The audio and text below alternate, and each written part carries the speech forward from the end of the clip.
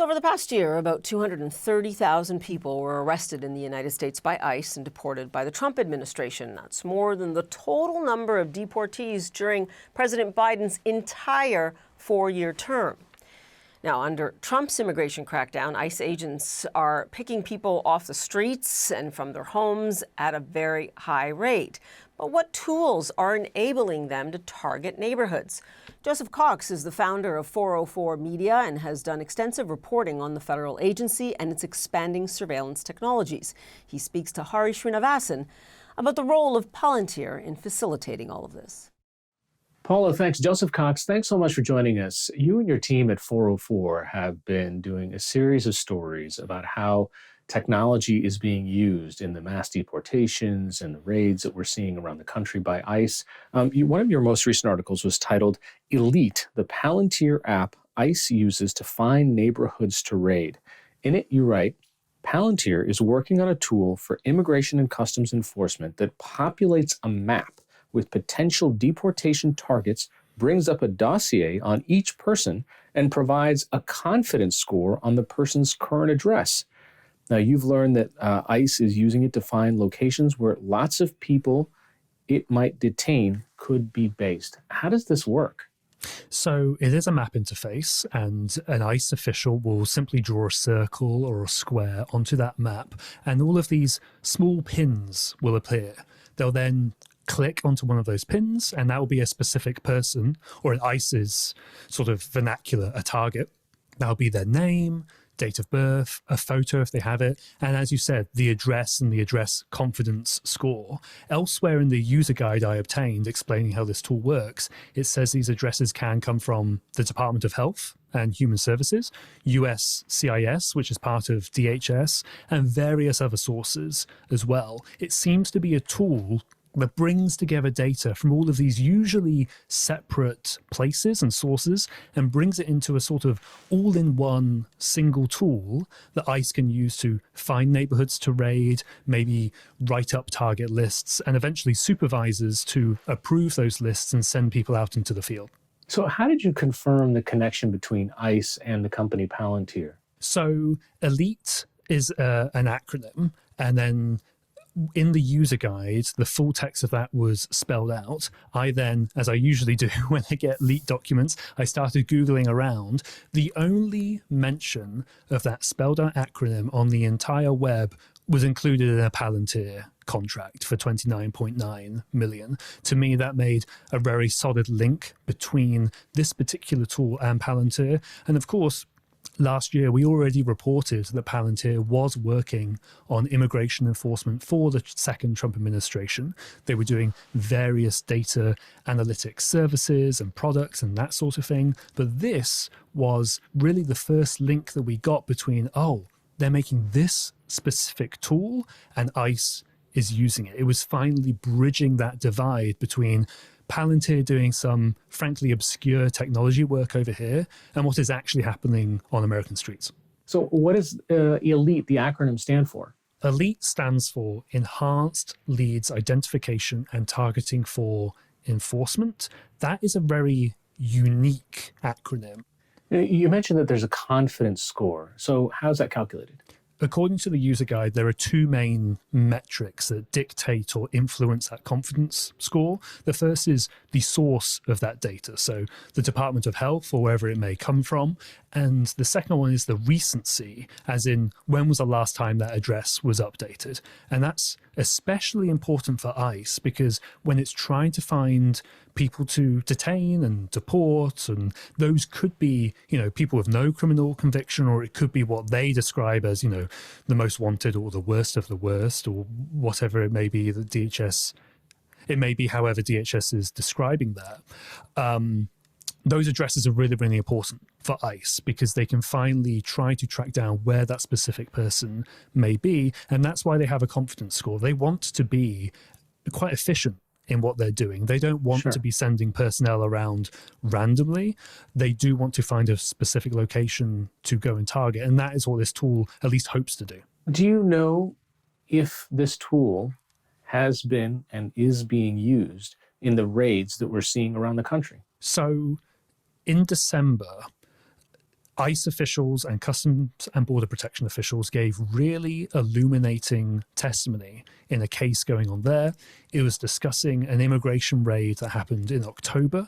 They targeted a woman who has the initials MJMA in the court transcripts and about 30 other people as well. And in that testimony, an ICE official explicitly said that they used something called Elite, describing how it's used to build up target lists, describing how they went to neighborhoods that they called target rich because there were lots of people there that they could potentially detain. And that was one of the key pieces that allowed me to do this investigation, because this is hearing from ICE officials themselves about how they're using this tool, what it's useful for, because when I approached DHS for comment on this, they weren't going to readily confirm those details themselves. That testimony has been really, really illuminating, not just for this story about Palantir, but various other ones about the surveillance tech that ICE is using in the field.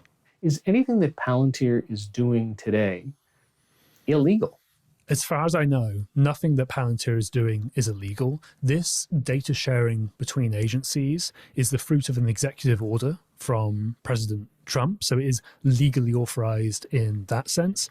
It's crucial to remember that Palantir doesn't go out and gather data. They're not performing facial recognition. They're not tracking phones. All Palantir does is, it seems quite well, bring all of this data together so the customer, in this case ICE, can understand it. Just as a note, we have reached out to both ICE through the Department of Homeland Security and to Palantir about your reporting. We haven't received any comments. And you mentioned in your reporting that you've reached out multiple times to Palantir, to ICE, and they have not gotten back to you, correct?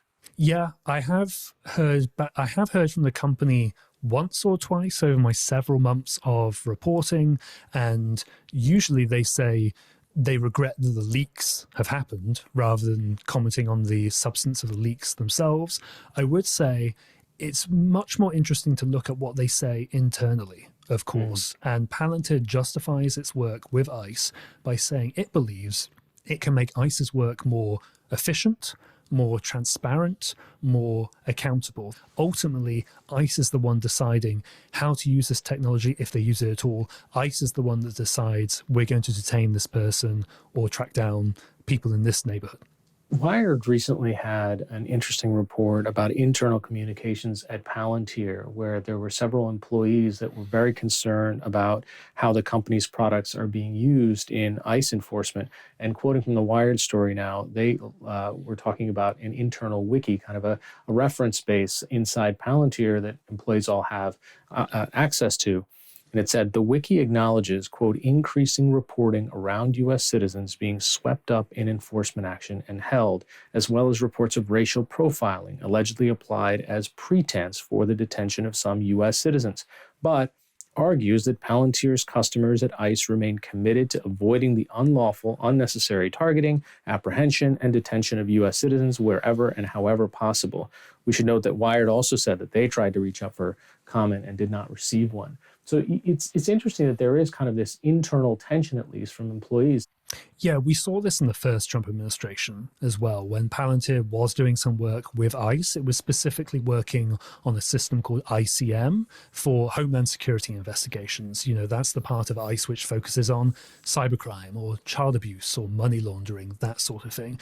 Some employees still had an issue then. This time, the outrage does seem to be much more visceral, I would say, indicating by the leaks that I've received and Wired has received as well. But employees in that company can't necessarily change the policy directives of Palantir as a whole, especially when you have leadership such as the CEO, Karp, saying that it is the responsibility of tech companies to help defend the West, defend democracy. Now, of course, myself and I think other people who look into Palantir as well find that quite a strange thing to marry with the idea that they say they wish to defend American and Western values while also providing the technological infrastructure for the agency that now says it does not need a warrant to enter buildings. I sincerely try to square that circle, and I would love if Palantir responded to my request for comments to my requests for comment to elaborate on that as well. You've also reported about facial recognition technology, and so many people have seen these viral videos where the ICE agent really just sticks his or her phone up directly to the person and kind of takes a snapshot, and that phone that they have in their hand is comparing the image to some much, much larger database. Is that effective? Where did all those pictures come from? So we first revealed the existence of this app called Mobile Fortify last June, thanks to leaked emails from inside ICE. I then steadily got more information over the coming months, and essentially it uses the system the Customs and Border Protection has at the border to verify who is entering the country. It has turned that inwards onto American streets where, as you say, an ICE official or another DHS official can use their phone, point it at someone's face, and instantly query a database of something like 200 million images that DHS has, compares it to those, brings up an interface identifying the person, their name, date of birth, whether they've been given a final order of deportation, all of that sort of thing. And ICE and CBP officials are using this to an attempt to verify people's citizenship. That said, recently we reported that the app may not always be accurate. In that earlier case I mentioned of MJMA, the woman in Oregon and who officials testified about, when a Customs and Border Protection official scanned her face, it returned two different names. When you first learn about facial recognition as a researcher or a journalist, you learn it can be very inaccurate, especially against people of color. We've seen time and time again, black people especially, have been misidentified by facial recognition, and then they face charges, or they've been detained, they've been arrested, they've been put in jail for some time. That technology is now being used to determine whether somebody should be deported or not. And ICE believes that a result from that app is definitive proof of someone's status, and it overrides a birth certificate. You know, there's a group of Democratic lawmakers that are trying to rein in the use of Mobile Fortify. Representative Benny Thompson, who authored this legislation, he's the Homeland Security ranking member. He said ICE's use of Mobile Fortify to determine a person's legal status is an outrageous affront to the civil rights and civil liberties of U.S. citizens and immigrants alike. DHS should not be conducting surveillance by experimenting with Americans' faces and fingerprints in the field, especially with unproven and biased technology. What's their legislation proposing? So the aim of the legislation is not to eliminate this app, it's more to rein it in, and it does that, or plans to do that, in several different ways. The first one would be that DHS cannot use this out on American streets. It would be restricted to ports of entry into the country. Another is that DHS would not be allowed to roll out a version of the app to local law enforcement, which is what we reported they were planning to do, which would have meant that organizations who are part of the 287G program, basically local law enforcement working with ICE on immigration enforcement in some capacity, they would be allowed to use the app. This legislation would aim to tackle that as well. So it wouldn't eliminate it outright, but it would try to rein it in somewhat. In another story, you reported through documents that you obtained through a lawsuit of Freedom of Information request, you found that there was a data sharing agreement between the Centers for Medicare and Medicaid Services and the Department of Homeland Security. In that agreement, that ICE was given the personal data of nearly 80 million Medicaid patients. What did you discover in the full text of this? Yeah, so that agreement really showed the breadth and the depth of the data on Medicaid patients that was being shared with ICE. Name, address, other sensitive personal information.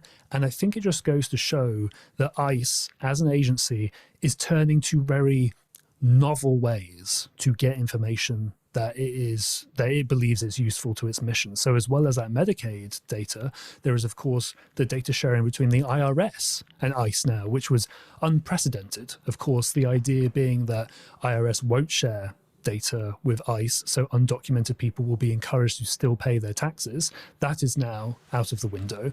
You also have ICE accessing a medical insurance claim database called ISO Claim Search, which, to my understanding, is nearly all-encompassing of something like more than 90% of all medical insurance claims. That also includes people's addresses. And again, the idea is to bring addresses from all of these very unusual data sources so ICE can find who it wishes to deport and detain. That is very explicit in these data sharing agreements. So, look, different databases, different information sitting in disparate places. That was one of the things that led to the greatest terror attack in the United States, right? After 9/11, this was one of the key goals is, hey, if you have information over here and it's not connected and talking to this information over here, we could have prevented this next attack. And that's why we're combining all these data sets. What is wrong with that thinking, or at least how these technologies are being used today? I think that's a totally fair point. And I would say that the key idea is context and consent as well, of course. I think when somebody goes to pay their taxes and they provide an address to the IRS, they don't believe, or they wouldn't have believed before, that that could end up being used for immigration enforcement. I don't think many people would believe that when they go to try to seek medical help, either through Medicaid or some other mechanism of the Department of Health, they wouldn't have assumed that that data could then be used for immigration enforcement as well. And this data sharing between agencies can be beneficial for some things. Of course, it is useful if members of the intelligence community are talking to one another about certain, very high-profile, dangerous terrorist threats, for instance. But crucially, that's not what we're talking about here. We're talking about immigration enforcement as part of a mass deportation campaign, which is unfortunately also targeting US citizens, and they're being pulled out of their houses as well. And people, of course, being hurt and dragged very indiscriminately. The context here is very, very different to, say, data sharing in the war on terror. How much of these instances where US citizens are having their doors knocked on, so to speak, how much of that is a failure of the technology tools versus the users that are actually putting it to use and not reading the information correctly, not looking at the right confidence scores, or is the data just bad? That's a very, very interesting question. And I think it's a combination of both of those, and also just a general strategy, almost a legal strategy from ICE as well. So in one case recently, where a US citizen was pulled out of his home, according to public reporting that I was reading, ICE believed somebody else lived at that address and they potentially moved on at some point. Now, that would be a data issue. The data was not correct about who was at this residence.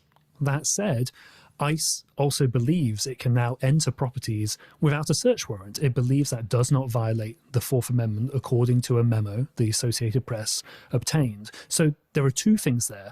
The data can be wrong, but even if it's wrong, the agency also believes it can enter properties as well. And I think it's very, very hard to decouple those. I don't think it's one or the other. It would be very easy to simply blame the data. But the reality is that someone is on the ground acting on that information as well, and they're making a decision, either individually or as an agency, to do whatever it is they're going out and doing. Reporter and co-founder of 404 Media, Joseph Cox, thanks so much for all your reporting. Absolutely. Thank you so much.